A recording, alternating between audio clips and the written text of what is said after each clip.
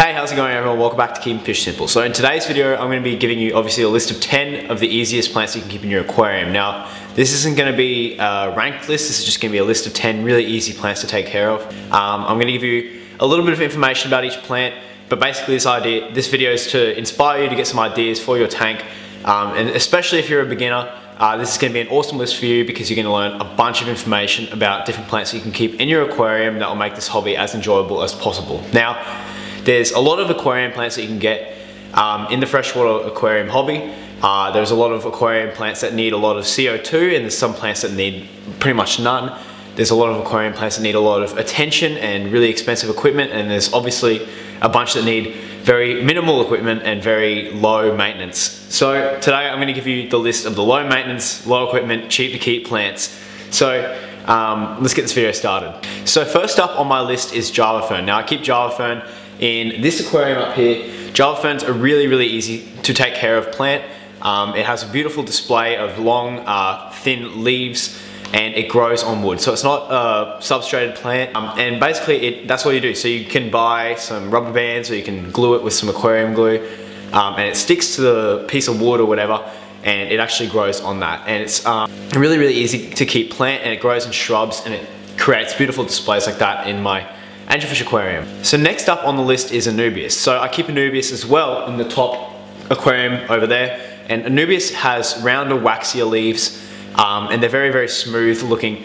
And generally it's a small plant. You can get some different variations of Anubias, but it does grow on wood as well. So it's not a submersed, like it's not put into a substrate, it's just kept out of a substrate and grown on plants and grown on rocks and driftwood and all kinds of stuff. And it's super easy to grow. Both Java Fern and Anubias require very low lighting and are very hardy plants. And often because they are so hardy, because they have to stick to wood and they're in places where there's lots of water flow, the leaves and stuff are very firm, and a lot of fish have trouble eating them and won't go for them. So next up on the list is Java Moss. So I absolutely love Java Moss, and I keep it in all of my aquariums, and that's because it provides, first of all, it provides a really cool display. It grows super easy, and it doesn't require much lighting or any fertilizers at all, but it actually provides microbacteria for baby fish and for fish, and it actually acts as a natural filter in the aquarium because, first of all, it takes a bunch of chemicals out of the aquarium, like ammonias and stuff and nitrates, to grow. And then the second thing is it actually provides space for the good bacteria that nitrify bacteria to grow. So it's a natural filter, it looks awesome, and if you're breeding fish, Java Moss is an awesome plant to put in your aquarium because it provides heaps of spaces for the fry to hide, and I just absolutely love this plant. So next up on the list, we finally have a plant that you can put into your substrate, and the next plant is hornwort. So hornwort's a bit of an interesting plant. It kind of looks a bit different. It's like a foxtail kind of thing. It grows up into the top of the aquarium and then spreads out. I used to have it in this top tank as well. I got rid of it because I don't think it suited the aquarium, but it does suit a lot of aquariums, and it looks really nice with a dark substrate. Hornwort's super easy to grow. You don't need any root tabs or anything or any extra fertilizer. It grows in very low lighting, and it's also a really good floating plant. So a floating plant is a plant that can grow without being submersed as well. So you can just leave a clump of it in the top of the aquarium, and it should grow and create a big dense ball of it that can be used for breeding guppies or spawning danios and things like that. It's a really awesome plant, and it looks a lot like a foxtail or a tail of a dog or something. And that's hornwort. Another interesting plant that's up on the list is Wisteria. So I've kept water Wisteria in my tanks, and I've just gotten rid of it because my plecos kept eating it. But it's an awesome plant. It grows super easily. It has these long leaves, like it's a smaller plant, but it has leaves with foliages like a fern kind of, and it does create an awesome display. So it's super easy to propagate. It grows floating, and it also grows in the roots. I've noticed that Wisteria is a softer leaf plant, so other fish can kind of go for it. So if you have any bristlenose plecos, sometimes you will need to fertilize the aquarium because if they're not strong enough, like in the low lighting scenarios that I had, the plecos will go for it. Or the other option is just to feed plecos heaps and heaps, but then you have to do more water changes. But Wisteria is an awesome plant. I've kept it in all my aquariums, and it's especially good in guppy aquariums. And it's because it creates massive jungles, and I've seen a lot of people do huge jungles of this stuff, and the guppies go in there and they breed and they lay, or they give birth to their fry. and the fry have an awesome place to hide from the adults and not get eaten. Next up on the list is Amazon swords. I've got a huge Amazon sword in my angelfish aquarium, and I'm also working on trying to get an Amazon sword in this bottom aquarium. A bit harder with the plecos, but I'm giving it a go.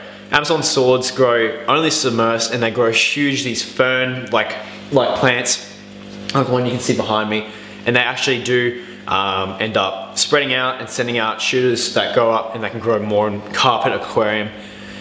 They're awesome in small aquariums if you've got 1 or 2, or you can put them in a pot or something, but they go really good in massive aquariums because they do that spreading out, and they're such a huge plant.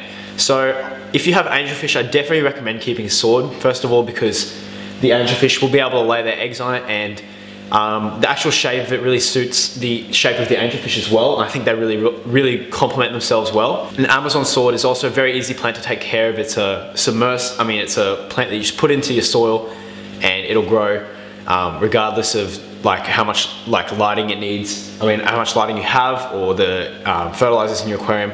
Obviously, if you have better lighting and better fertilizers, it'll grow better, but without that, it can still grow. So another piece of advice for keeping an Amazon sword is that when you first put it in the aquarium, 90% of the time the leaves will melt away, and a lot of people will pull it out because they think it's dead. That's just the aquarium. That's just the plant getting started. What it does is, because they're grown outside of the water, when they're put into water, they go into shock and they drop their leaves, and then after that, the underwater leaves come up, and that's when the plant really starts going. So don't throw it out when you put it first in your aquarium. So next on my list is crypts. So I keep crypts in this aquarium down below, and also in my little cherry shrimp aquarium with my guppies.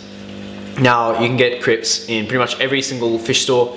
They're a pretty easy plant to take care of. They're not the easiest, but they're definitely a beginner plant, and they often stay quite small. They don't get as large as the Amazon swords do, but they do get a little bit large.